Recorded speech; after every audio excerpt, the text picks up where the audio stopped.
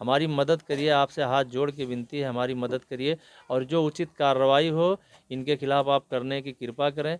आपसे बहुत दिल से गुजारिश है कप्तान जी, आप बिल्कुल जो है इसमें संज्ञान लीजिए और उनके ऊपर मुकदमा लिखा जाए। 307 308 जो हमारे ऊपर जानलेवा हमला किया गया था। हमारी 3 बच्चियां 2 बच्चे हैं, हमारे भूखे मर जाते, हम कहाँ जाते अगर हमको कुछ हो गया होता तो। आप विधायक राम प्रताप जी के रिश्तेदार हैं, जो राम प्रताप माननीय विधायक जी का बहुत बहुत मैं शुक्रगुजार हूँ। बहुत सीधे हैं बेचारे, कभी किसी मामले में नहीं देखा गया, लेकिन उनके नाम को लेकर के ये लोग सिर्फ गुंडाई करते हैं। उनके रिश्तेदार हैं, सगे संबंधी, उनका नाम लेकर के बनघुसरा से आते हैं, वहाँ से गुंडे जो है रात को दारू पी पी करके हमारे घर के पीछे जो है बड़े बड़े बाटली फेंकते हैं हमारे घर के दरवाजे पे। कहाँ तक हम बर्दाश्त करें बताइए आप। क्या चाहते हैं आप इसमें? हम चाहते हैं कि इनके खिलाफ़ कानूनी कार्रवाई को जो सही हो उस पर काम किया जाए।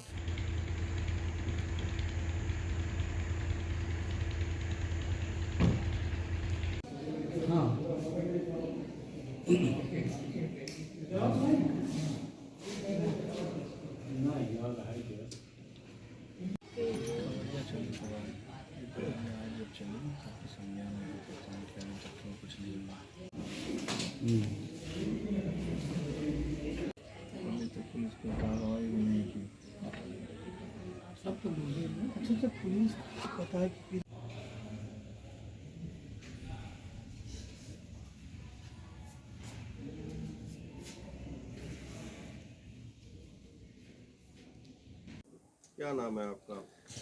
मोहम्मद आलम शाकिर अंसारी, प्रधान प्रतिनिधि, पत्नी इशरत खातून प्रधान, किस ग्राम ग्राम सभा सकड़रिया। क्या ब्ला मामला है? मामला हमारे गांव में एक ज़मीन के मसले का था, तो उसमें हमें बुलाया गया।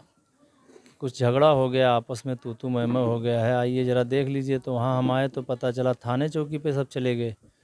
तो हम एक बूढ़ी माँ को लेकर यहाँ से गए वहाँ पे थाने चौकी में। जब चौकी में हम पहुँचे तो 6 लोग जो है, 2-3 लोग को तो हम नहीं जानते, बाकी 3-4 लोग को हम जानते हैं जो हमारे गांव के ही थे और 3-2 बाहर के थे। हमने उनको देखा चौकी के अंदर बैठे थे। उसके बाद में हमने गाड़ी गेट पे चौकी के लगाया और गाड़ी गेट के अंदर हम जब गए तो एक सिपाही थे विवेक।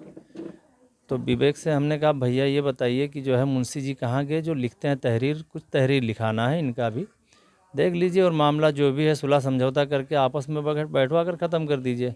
तो उन्होंने कहा भैया वो कहीं गए हैं, अभी आएंगे, आप 10 मिनट बैठिए। तो हमने कहा एक काम करिए, चले बाहर से लिखवा लाते हैं। हाँ, जैसे हम वहाँ से रिटर्न पलटे, जैसे चौकी के गेट पे आए, एक मोटा सा लकड़ा लेकर के आए और मेरे सर पे ऐसा जानलेवा हमला किए कि बिल्कुल जान से मारने। पता नहीं क्या उनके दिल में था या हमसे क्या दुश्मनी थी। हम तो प्रधान हैं, हमें पूरा गांव जानता है, पूरा गांव मानता है, हम हर एक के सुख दुख में खड़े रहते हैं, हर एक के मसले मसाइल में हमें जाना रहता है, एक दूसरे को समझाना रहता है, बैठाते हैं। हम इसीलिए गए थे वहाँ पे, हमारा कोई बवाल या कोई मचमच आज तक नहीं था उनसे कभी। उन लोगों ने मार दिया हमको एकदम जानलेवा। हम तो इतना परेशान हो गए, हमारे पूरे कौन लोग थे? ये वर्मा बिरादरी के थे। मुन्नन वर्मा पुत्र प्रहलाद और कुन्नन वर्मा पुत्र शिव प्रसाद और वीरू वर्मा पुत्र अर्जुन वर्मा, और 3-2 और थे, वो मुझे नहीं पता है। एक राम पवन कुमार नाम था उस लड़के का, शायद वो बनघुसरा का था, और उनके पिता का और लोगों का मुझे नाम नहीं पता है। उसके बाद में पुलिस के सामने मुझे मारा गया। उसके बाद में जब गांव वालों को, कुछ लोगों को पता चला, बेचारे उपचार के लिए हमें जब उठा कर ले गए एक निजी डॉक्टर के पास, तो उन्होंने कहा कि ये पुलिस मामला है, हम यहाँ कुछ नहीं कर पाएंगे, आप ले जाइए इन्हें थाने। हमें होश नहीं था, 8 घंटे बाद हमें होश आया है। थाने पे जब हम गए तो थाने से हमारे परिवार में से हमारे कुछ व्यवहारिक लोग थे जो हमें थाने पे ले गए। मुझे होश तो था नहीं, तो वहाँ से मुझे रेहरा जे अस्पताल में लेकर जाया गया। लेकिन हमारे घर के लोग या हमारे परिवार में जो थे, जो तहरीर बनवा कर लेकर गए दिए, उसको उन्होंने नहीं लिया। और पुलिस जो है अपनी मर्ज़ी से जो है तहरीर लिखी, उसी के ऊपर उन्होंने क्या मुकदमा बनाया हमें अभी ये भी नहीं पता है। उसका ये मिला है हमें, लेकिन उन्होंने सब अपने तरफ से अपने मर्ज़ी से किया। उसके बाद हमें वहाँ से रेफ़र बलरामपुर कर दिया गया। जब बलरामपुर हम गए तो रात में मुझे होश आया है 2-2:30 बजे करीब, और 1 बजे हमें, हाँ 2 बजे करीब होश आया है 1 बजे, और दिन में 1:30 बजे करीब मुझे मारा गया था। तो उसके बाद में हम जो है वहाँ से फिर क्या नाम है रिपोर्ट हुआ, फिर वहाँ हेड इंजरी आया रिपोर्ट में।